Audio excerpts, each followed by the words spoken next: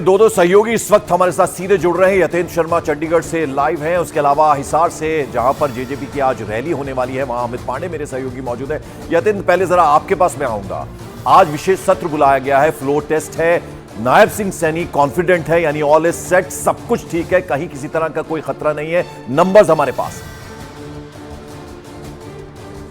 देखिए बिल्कुल, और उनके इस विश्वास को इस वजह से भी समझा जा सकता है कि जो जेजेपी के बागी विधायक हैं उनका नाम इस विश्वास पत्र जो राज्यपाल को कल जो पत्र सौंपा था उसमें उनका नाम नहीं है, यानी कि उनके अलावा पूरी संख्या जो पर्याप्त संख्या बल होना चाहिए विश्वास मत के लिए वो बीजेपी के पास है, जिसमें से 41 बीजेपी के हैं, 7 में से 6 निर्दलीय विधायक भी बीजेपी के पक्ष में और एक गोपाल कांडा जो सिरसा से विधायक है वो भी उनके पक्ष में, यानी कि 48 विधायक अभी बीजेपी के पक्ष में। और इसके अलावा जब सदन में जब विश्वास मत पेश किया जाएगा तो वो सदन में जो पर्याप्त संख्या होती है उसके आधार पर भी होता है, क्योंकि आज जेजेपी के सारे विधायक जो बाकी के बचे हुए विधायक है वो भी हिसार की रैली में मौजूद रहेंगे, तो वो भी एक संख्या कम रह जाएगी वहां पर मौजूद। और कांग्रेस के भी कुछ सांसद शायद नहीं आ पाएंगे क्योंकि शॉर्ट नोटिस मिला है, तो ऐसे में बीजेपी को कोई भी दिक्कत नहीं आएगी। इसी वजह से जो मुख्यमंत्री ने कहा कि वो आराम से विश्वास मत हासिल कर लेंगे, तो ये विश्वास के पीछे की कहानी है कि किस तरह से संख्या बल उनके साथ है। बिल्कुल, तो विश्वास मत आसानी से हासिल होगा और बहुत कॉन्फिडेंट नजर आ रहे हैं नायब सैनी, जो बात हमारे सहयोगी यतेंद्र भी कर रहे हैं। इस बीच आपको बता दें कि हरियाणा की राजनीति में अचानक हुई इस उथल पुथल के बीच अनिल विज, उनकी नाराजगी की खबर भी सामने आ रही है। उन्होंने एक्स हैंडल पर अपना प्रोफाइल बदला। अपने प्रोफाइल पर यानी अपने बायो में उन्होंने पूर्व गृह मंत्री और हेल्थ मिनिस्टर लिख दिया, लेकिन उनकी नाराजगी की तस्वीर उस वक्त और साफ हो गई जब अनिल विज नई सरकार के शपथ ग्रहण में ही नहीं पहुंचे।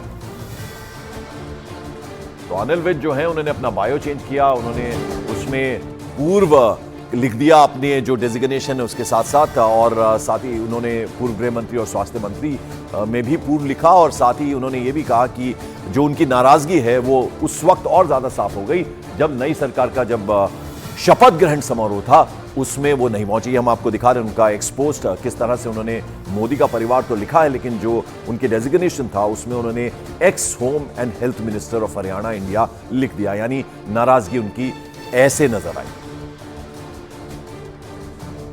तो कल हरियाणा के पूर्व सीएम मनोहर लाल खट्टर ने अनिल विज की नाराजगी पर कहा था कि अनिल विज को बना लिया जाएगा। खट्टर ने यह भी कहा कि नए मंत्रियों की लिस्ट में अनिल विज का भी नाम था, लेकिन अनिल विज शपथ ग्रहण समारोह में नहीं पहुंचे।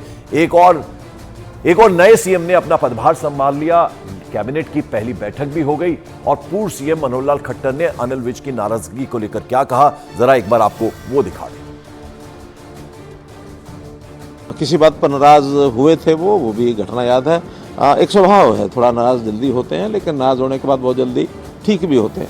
कई मौके ऐसे आए हैं जब किसी न किसी बात को लेकर के उनको नाराजगी जाहिर की है, अब वो विषय गिनाने की आवश्यकता नहीं है, लेकिन बहुत बार नाराज हुए हैं, बहुत बार ठीक भी हुए हैं। तो मेरा भरोसा है कि वो नाराजगी आज उनकी है। आज हमने बात की थी उनसे, बात करने के बाद उनका अभी तो मेरा मन नहीं है। अब मन नहीं है तो कोई बहुत दबाव दे करके काम नहीं कराए जाते हैं, तो ठीक है, अगर वो चले गए हैं तो हम कल में फिर बात करेंगे, परसों फिर बात करेंगे, हमारे नए जो मुख्यमंत्री बने वो भी बात करेंगे, हमारे केंद्र के नेतृत्व के लोग भी बात करेंगे, और मुझे लगता है कि मन उनका साफ है। हाँ, निश्चित रूप से नाम है। मंत्रियों की ही शपथ होनी थी तो मंत्रियों के उसमें था, लेकिन वो नहीं पहुंच पाए तो अगली बार करेंगे।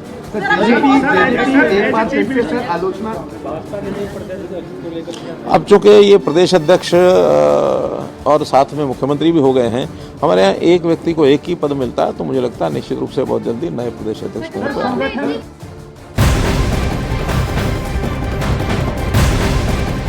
तो एक तरफ हरियाणा में आज नई सरकार का फ्लोर टेस्ट होना है, तो वहीं दूसरी तरफ मनोहर लाल खट्टर सरकार में सहयोगी रही जेजेपी यानी जननायक जनता पार्टी की आज रैली होने वाली है, और ऐसा माना जा रहा है कि इस रैली में दुष्यंत चौटाला की पार्टी के भावी रणनीति का ऐलान वो कर सकते हैं। आज होने वाली इस रैली को जन संकल्प रैली का नाम दिया गया है। तो हिसार में ये रैली होनी है, और ऐसे में कहीं ना कहीं जो आगे की स्ट्रैटेजी रहनी है, लोकसभा चुनाव आने वाले हैं, 10 सीटों का मामला है, उसमें किस तरह की रणनीति, किस तरह की स्ट्रैटेजी, उस पर भी चर्चा हो सकती है।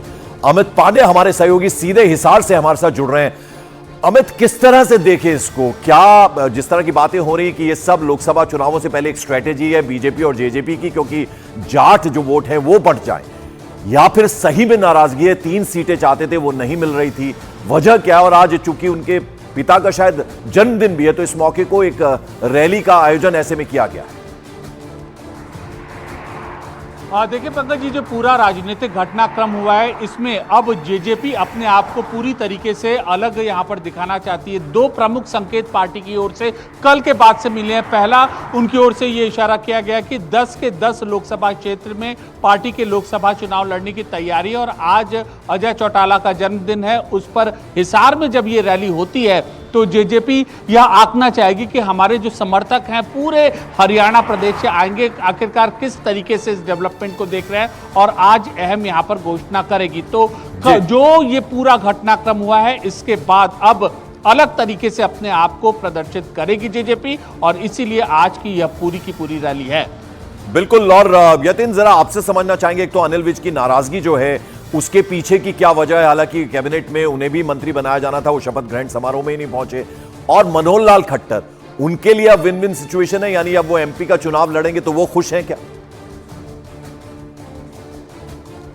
देखिए, जहां तक अनिल विज की अगर बात करेंगे तो अनिल विज का स्वभाव हमेशा से जिद्दी रहा है। हालांकि वो खांटी स्वयंसेवक रहे हैं और ऐसा कोई भी काम नहीं करते कि पार्टी के खिलाफ जाए, लेकिन वो अपनी बात प्रमुखता के साथ और सबके सामने रखते हैं। जो भी नाराजगी होती है वो उसे छिपाने से कभी संकोच नहीं करते हैं। और यही कारण था कि जब पिछली सरकार में, जब पहली बार सरकार खट्टर सरकार बनी थी, तब भी उन्होंने खुलकर मुख्यमंत्री के विरोध में काफी सारे बयान दिए थे और खुलकर अपनी नाराजगी जाहिर की थी। जिसके बाद जब दूसरी सरकार बनी तो उन्हें गृह मंत्री जैसा अहम पद दिया गया, जो हमेशा से मुख्यमंत्री अपने पास रखते हैं। केंद्रीय नेतृत्व को हस्तक्षेप करना पड़ा। लेकिन कल जब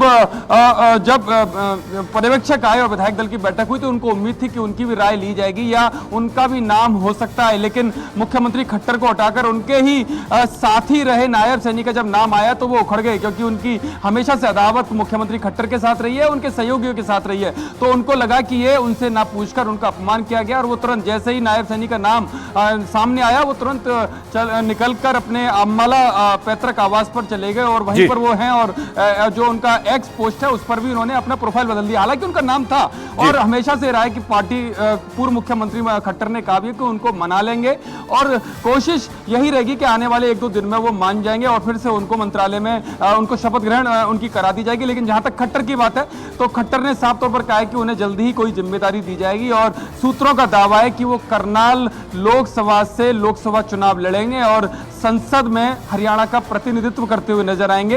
फिलहाल पूरा समीकरण बदलता हुआ नजर आ रहा है। जहां पहले पंजाबी समुदाय से खट्टर आते थे, वहीं अब ओबीसी समुदाय से नायब सैनी को देकर एक बड़ा दाव बीजेपी ने हरियाणा में खेला है।